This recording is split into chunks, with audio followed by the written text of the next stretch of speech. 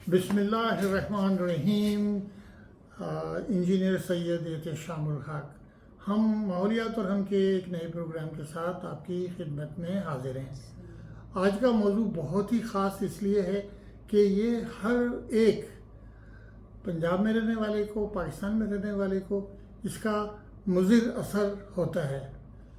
अच्छा, ये क्या अभी आप देखें कि आज की खबर है ये कि फलां मोटरवे को बंद कर दिया गया। कभी कभी हम M2 को 4-5 घंटे के लिए भी बंद कर देते हैं। तो इसके जो मुज़िर असरात हैं इकनॉमी पे, उस पर आज तक मैंने किसी को डिस्कस करते हुए नहीं देखा।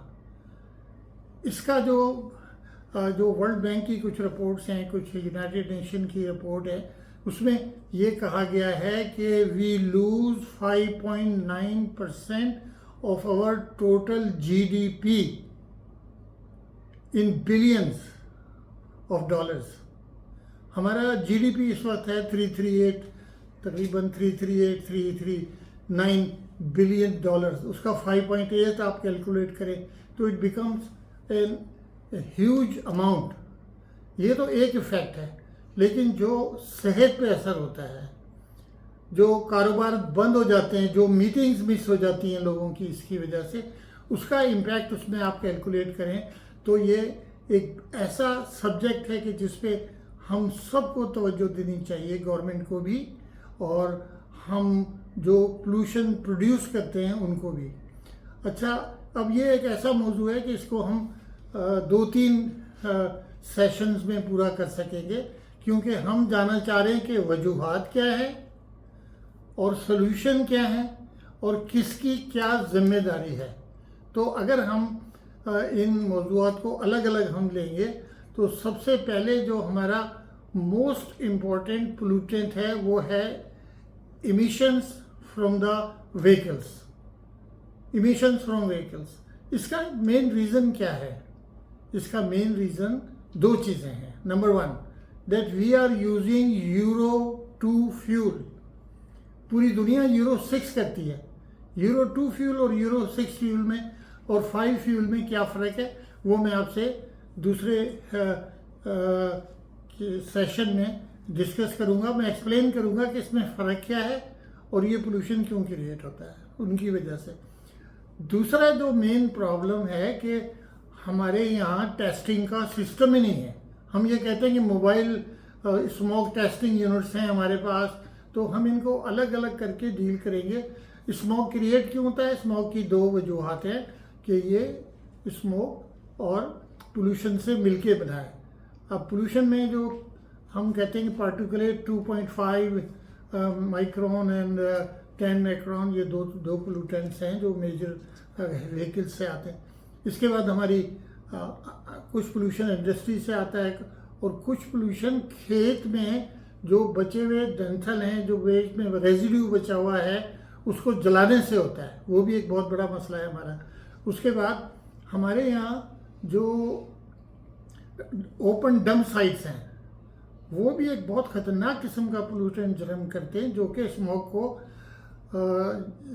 स्मोक में ऐड करता है। कैसे? एक सब्जेक्ट है जिसको कि मैं कभी दूसरे सेशन में डील करूँगा कि low level ground level methane. This landfills generate huge amount of dump sites, correction. Then a low level methane which is heavy cannot rise up in the air. That means that we have a inverted dome, उल्टे प्याले की तरह का एक system बन जाता है जो उसको कन्फाइन कर देता है। हम उसको कहते हैं लो मीथेन टेम्परेचर इन्वर्जन।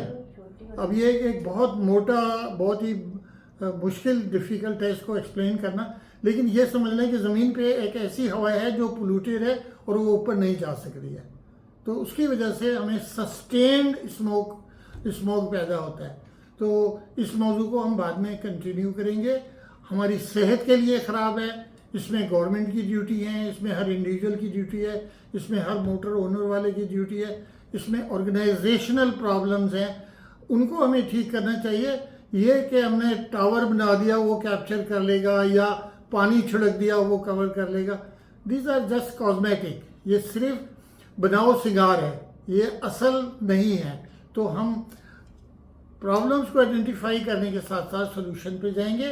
आप हमारे साथ रहिए और इस मौजू पर आपके कमेंट्स, आपकी ऑब्जर्वेशन, आपकी इनपुट और आपको पर्सनली क्या मुलाकात हो रही है इससे, हेल्थ वाइज आपके आंखों में जलन हो रही है, आपको और कोई डिजीज़ हो रही हैं, जो लोग